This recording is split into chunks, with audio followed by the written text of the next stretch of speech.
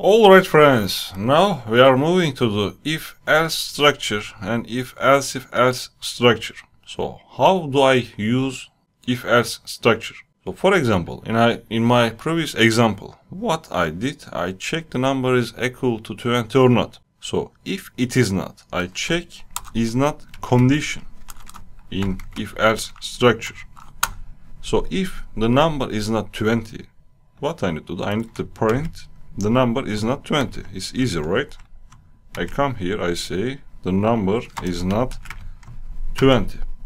If this condition doesn't match, then the code inside the else block runs. Okay, let's check it. I compile by using javac main.java, and then I run by using java main java. You see, the number is not 20 because I already defined the number is 25. I mean, in if-else structure, if the if condition doesn't match, then the code inside the else block runs. If I change it from 25 to 20, you see, I run it, the number is 20. Okay, let's check the number is positive or not.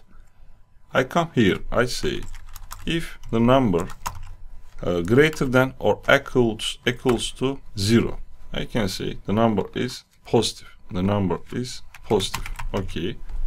Otherwise, the number is negative. Okay. Let's run it. I run it. You see, the number is positive because the number is 20.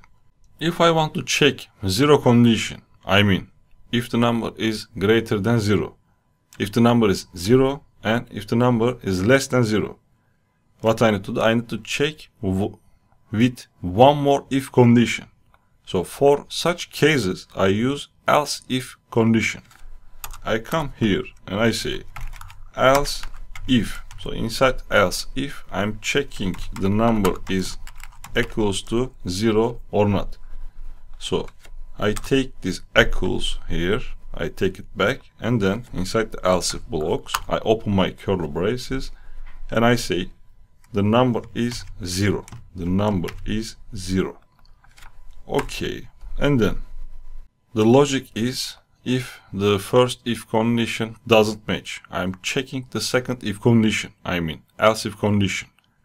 If the else if condition doesn't match, if two condition don't match, and then the code inside the else block runs. I mean, the final else block runs. But be careful, when you write second if condition, it shouldn't contain the first condition. I mean, the number I'm checking here, the number is equals to 0 or not. In my first if condition, I'm checking the number is greater than 0. Be careful about it. They are checking different things. Okay, let's control it. I come here, I run it. So you see the number is positive. Number is 20, yes. And I change my number. I made my number 0. I run it. You see the number is 0. That's correct. And I change my number again. I say -5. So I run it. You see the number is negative. Super. I can change my condition too. For example, first I can control the number is negative or not. If I change from greater to less than, I need to change also this println, the text inside the println. I can say the number is negative. Okay. So I'm checking my second condition. If the number is 0, yes, the number is 0. And then my else condition is change. My else condition should be the number is positive. Because if these two conditions are not true, the code inside the else block runs.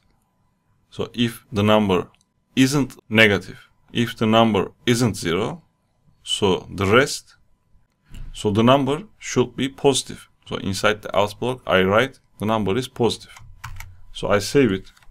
I run it again. You see the number is negative. Yes. And I change it from -5 to 0. I run it. You see the number is 0. Super. And I change it from 0 to 20. Okay. I run it. You see the number is positive. Great.